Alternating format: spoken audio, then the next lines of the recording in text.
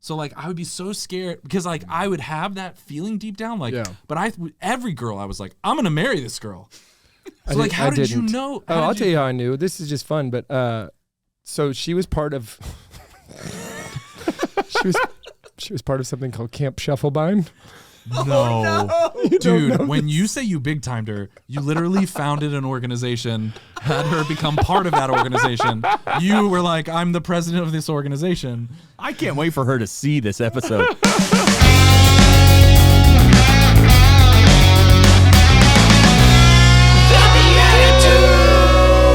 Hello and welcome back to another fun bonus episode of the BeatiDudes. My name is Paul Kolker, and I am joined, as always, by my co-hosts, Jeff Scheffelbein. Howdy. And Nick Besner. What's going on? And we're back with Edmund Mitchell, and we're talking all things humor and holiness as we seek to follow God's will here on the BeatiDudes. Edmund, welcome back. Thanks for having me back here. It's great to be here again. You wore that ascot again. Yeah, I did. I love it. Yeah, you do. So last time we were talking about Catechism, real and true, all of the crazy, awesome stuff that you're doing with animation and reaching out to people, connecting, and then inspiring, getting them to ask the right questions, and then kind of feeding them with truth. So tell us a little bit more about what got you into that and what you guys, aren't you guys officially approved by the Vatican? Yeah, the Vatican, wow. I forget the actual name of the office. Like the Dicastery or something? Yeah, you know the words. Something like that. For the Dicastery for the new evangelization, or for promoting the new evangelization. I gave them an Oprah Mater. Yeah. Wait, what? An Oprah Mater. Does that mean Oprah's mom? Oprah's mom. Oprah Mater. No, they acknowledge it as a project. I was way wrong in how I thought that word was said. they gave a acknowledging that it's part of the new evangelization and a valid project, which is why I try not to. So I have to write a first draft of a script for all these videos. And then there's a whole team of advisors and theological review, and Edmundo and Emily give feedback, and there's creative feedback. But when I sit down in my couch in my pajamas, Really creative. yeah, just with the wind in my hair, Hot honey. yeah, hot honey on my breath. That's from the last episode. Yeah, it can be really, really intimidating and overwhelming. So I try not to think about the fact that the Vatican, basically, the Pope watches all my stuff. He's a big fan. So let me ask you this. If you have to script it out, which makes perfect sense because you're getting all these blessings and Oprah seals and all that stuff, do you then have to... You get a seal. You get a seal. Everybody gets... Reach under your chair. You get a seal. Amazing. It's an Imprimatur. Sorry. That's how they do it in some dioceses, right? Yeah. Well, do you have to... word for word, repeat what you wrote and act like it's just natural, or are you allowed to be a little bit loose? So that's a good question. In the voiceovers, there are actually literally times where we'll get through all the different, because of the creative process, we'll get to a point where we have to record certain things, and then it will get to this final thing where the last Monsignor or whoever is the way you worded this one thing, we have to change. Wow. Yeah. Now, in the connection videos... Don't make anybody mad ever. I know, right? Now, in the connection video, it's a little more... It's not as precise. I think the explanation videos, they have to be much more precise. And, that's what's beautiful. It makes sense. Yeah, it's what's beautiful about the church. And, if you put a script in front of exceptional people, exceptional people are exceptional at making exceptions, or so it's it's kind of like if you could hand someone a perfectly written paper, but if you give them a red pen, it's they're gonna find something. Or I wouldn't have worded it, or it's I remember a pastor saying there's no homily that doesn't have at least 2 informal heresies or something, because he's it just happens. You're just talking, and at some point. But yeah, that is a challenge. Well, that makes sense because these are mysteries of the faith, right? Yeah. And mysteries are difficult to really wrap your head around because they're mysteries. They're above us. They're beyond us, and so we do have to be precise because there's really only a couple of avenues, a couple of specific ways that we can approach these certain things, at least that we've been given through revelation. And I think a lot of people who are unfamiliar with the Catechism or even unfamiliar with church documents don't realize the level of precision of each word. I think a lot of people, when they first pick up the Catechism, they're like, well, I'll just force myself to read all the way through it. You know, like Caesar's like battle journal or whatever that book's called. Oh, it's like, yeah, like one of the Stoic things. Yeah, just like I'll just force myself to read through this dry material. But actually, and I know Dr. Petrock, who was at Franciscan, is kind of like a catechism expert, you know, like, and other people have mentioned, like, just take one paragraph, because the words have been crafted. When they published this catechism, they sent it out, a draft, to all the bishops all around the world, theologians. They got, I think it was like tens of thousands of edit suggestions. So everything was like crafted. Every word is really important. And as you become more and more familiar with the text, or you pray with the paragraphs, you start picking up on, like, there's certain ways things are said. And when you train in catechesis, when I teach people in catechesis, and if you're a parent, like, you're supposed to catechize, like, the way you say, like, the Son of God, or, well, that was a weird example, but, like, the way you say things, the way we talk about the Trinity or these types of things, like, it informs the way we think, you know, it's important. It's helpful. Words matter. Yeah. And I mean, we shouldn't be scared about it, but, like, it is helpful for us to be precise in our language. Yeah, certainly it's a document we should know. And if you don't have a good starting place, go to realtrue.org. .org and get started there. Watch some videos that are both entertaining and educational. And that video that we talked about in the last session, the last episode of the call and response, I used that to hook my wife. I was like, you got to watch this video. Yeah. And that animation and the way you told that story, you're like, oh, I need to see more of this stuff. Like, this is really good stuff. Yeah. We use that video a lot when we're showing people, kind of getting making them familiar with the project. That's one of the ones we show often.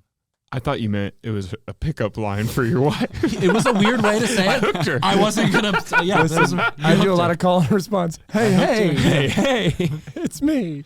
You're going to go out. Actually, you know I big timed my wife, right? Of course you did. Reference to the prior episode, big timing. You didn't make eye contact. You're like, hey, you're a woman here I've been wanting to meet. Here's my card. Let's get coffee sometime. Edmund, okay? I went way further. I said, I'm pretty sure we're supposed to get married, so we should probably start dating. Oh my God. We should probably start dating. Dude, the energy on this. Isn't that incredible? Right? Holy cow. Yeah. That's a sales approach, I think, as my well, right? You go big, and then when you back it off. How old were you? Okay, wait. How old were you? The when you back did this? off was like, we could just get married now, but I perceive you to be somebody who would like to date first. How old? You're falling really in the normal range of humans. How old were you? How old were you when you did that? 16? No, I was 30. Okay. So She was 18. just turned 19. Okay, but Thank you for not judging me. No, I don't judge you. Yeah. How many? You're an attractive man. How many men peak in their 30s? No. How many men? How many men? No. How many previous girlfriends had you had? Oh, I've had girlfriends. Yeah. So because I have definitely dated that way. Where, like, when I dated someone in high school, which I did not date very many, but like when I did date, it was like I thought in my head that I was supposed to treat it like we were married.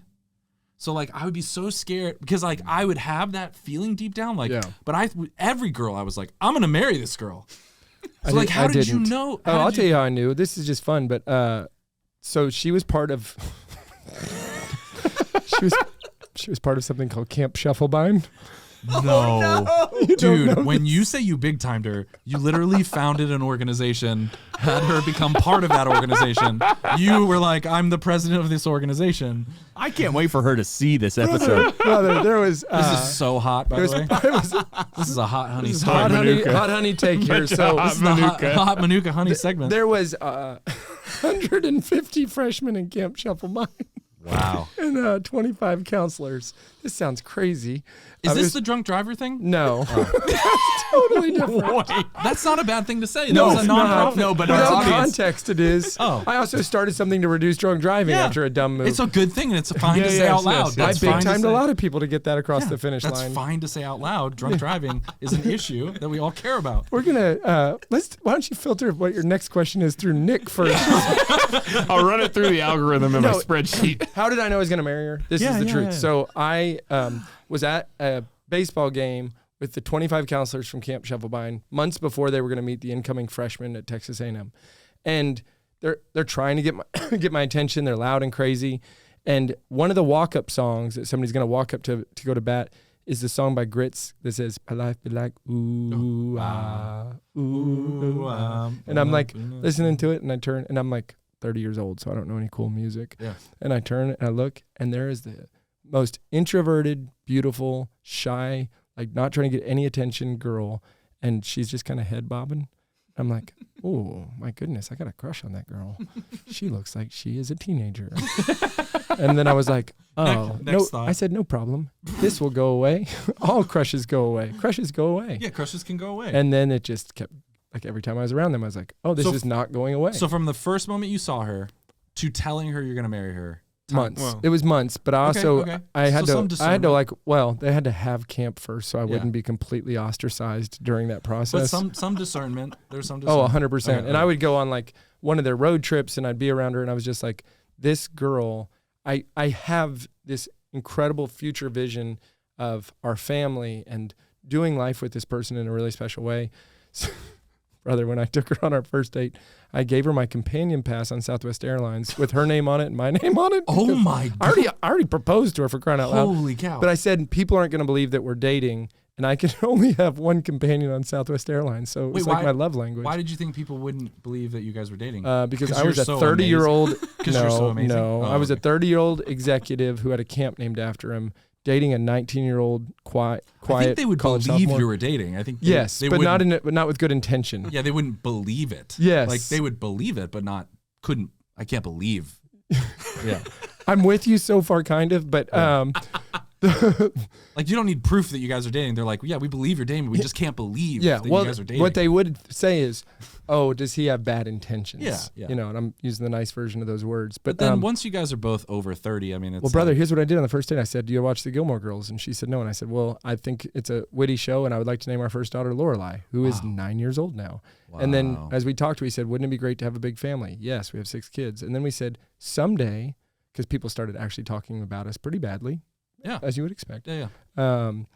I said, someday we're going to have a big family, and we won't even remember those people's names, and we have no ill will towards any of them. We just have a big family. So this turned into a weird show about...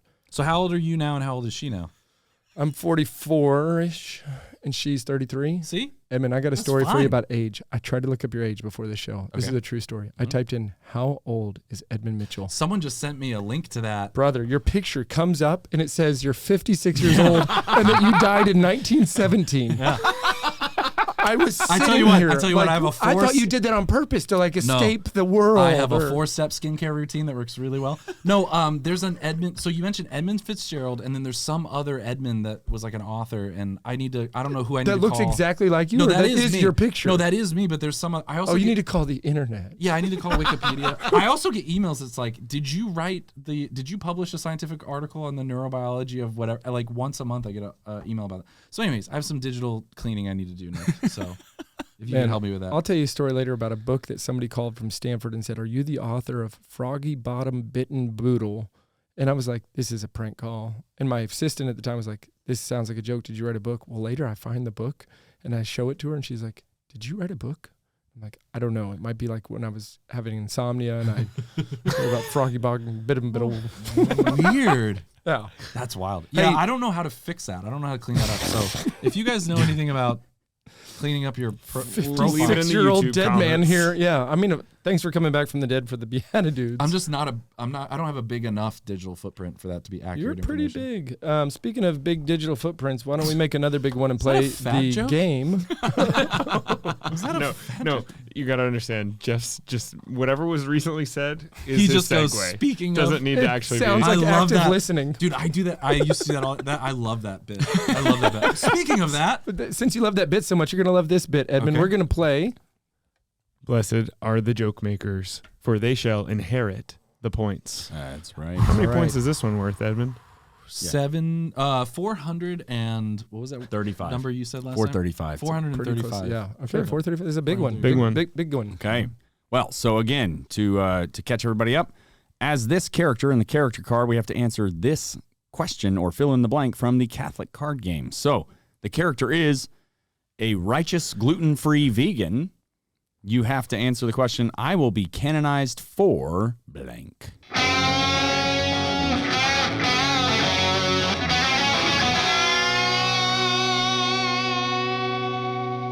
I'm going to be canonized. Whoa, the voice. I'm going to be canonized for saving all the animals with my blue hair. I'm going to be canonized as a Franciscan for saving all the animals that Francis ate himself. Listen, I don't talk about this very often, but I've done a lot of saintly things. In fact, I don't really share this, but I walked some people across the street the other day and I donated some money to charity. And I mean, I don't want to talk about this, but I go to adoration and I spend a lot of time in front of Jesus. And I just don't like to talk about myself very much. But those things I'll probably get canonized for, but don't tell anybody because I already told, I told your neighbors, but I don't talk about it very much. Oh gosh, Do you get it? I get it. Vegans. That was good. So I've been thinking about a lot of saints that have been canonized. They were saved from death. And a lot of people don't know, but like a lot of these oils, canola oils, sunflower oils, they're killing people. And I really think I think it's my purpose in life to tell people about these oils that are killing them. And I think I'll be canonized the patron saint of I don't know, the Podcast. Olive oil. Yeah, I think I'll have a conquest. No, what was it in the Middle Ages? Not a conquest. Crusade. I'll be the soybean oil crusader. You'll also, when you're canonized, you will be the saint of bridging the gap between two different episodes. Oh, of the Beatitudes. No, it's perfect. No, it is. Everybody It is. has to go back and find out why that's so important. It's kind of a tick I have is like the callback bit. That's Oh, it's pretty amazing. Well, thank you. Paul will give you credit from an improv standpoint. I'm going to give those points to Jeff.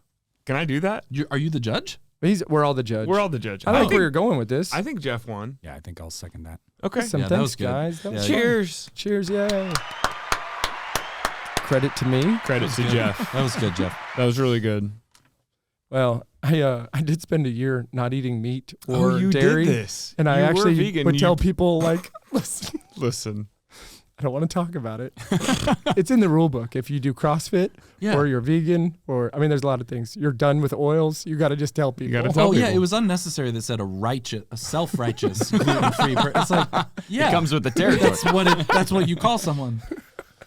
Okay, I do have a follow-up question on the catechism stuff. All right. Is there any partnership stuff going on with like Father Mike Schmitz with the Catechism in a Year? Are you guys like is Ascension No. Press is No, like, that's gosh, just- you guys, we need to get real and true here. I mean, because why? Because it's so important. Yeah. So I'm Father Mike Schmitz. Here's an Easter egg, and I haven't seen anyone talk about this. If you go through his homilies, how many homilies do you think he has on that podcast or whatever? 70,000. 70,000? I'll take the under. 400? 435. It's in between. I would bet a large sum of money because I have done my due diligence and I've listened to a lot of them. Every single one starts with the word so. He starts every single homily with so, and then he goes into and I love him. He's the best. perfected it. Yeah. He's the best. Anyways, I don't know why I want to share my heart with you guys like that. But so no, we haven't done any. You're good at your research. Thanks. No, we haven't done any partnerships or Okay. anything. I was just curious because that's a big podcast and all that right now. So I think there was just like I don't know, because we were kind of those things have to be worked on in advance before anyone even knows about it. So it's really weird how the Spirit was kind of moving for two completely different organizations to be doing something like that, and just the success of the Bible in a Year podcast. And it makes sense. Is there any chance that you have any partnerships in the future with the BeatiDudes? Yeah, I think if you asked me right now, I'd marry you or I'd be your partner.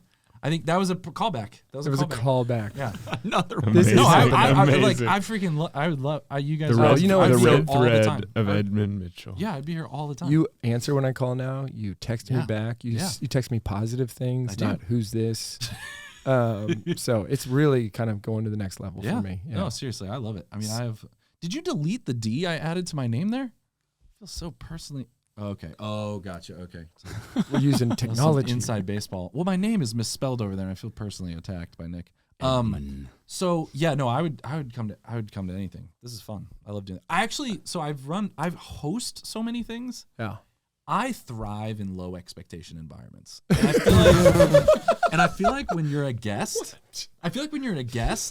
of the Beatitudes? no, just in general, like everyone's like, do a good job. Like the hosts want you to do a good job, and I thrive in low expectation. Like I like over delivering. Yeah, we don't expect anything. I asked somebody the other day if he would come on the show, and he said, "I'm not funny." And I said, "We are. Just come sit in the middle of us." Great. touch two guys' legs and let's go. Yeah, there you go. No, I love being I would love, anyways. Being a host is way more stress than. Except that you did a role reversal with interviewing Jeff there for a little bit. Yeah. That was good. That was good. I had to start answering because he was just going to drop every random fact of my life that needs context in order to be received well. Yeah. So that drunk driving thing. Remember what about that guy you punched? It's kind of constantly needing to be stimulated. Well, you're doing a great job.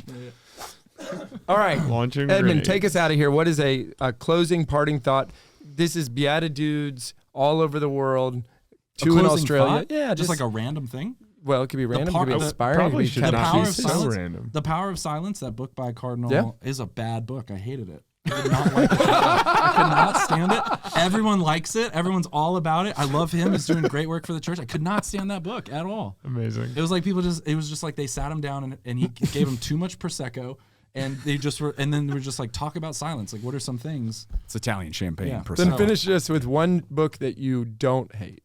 Oh, one book that I don't. Just one.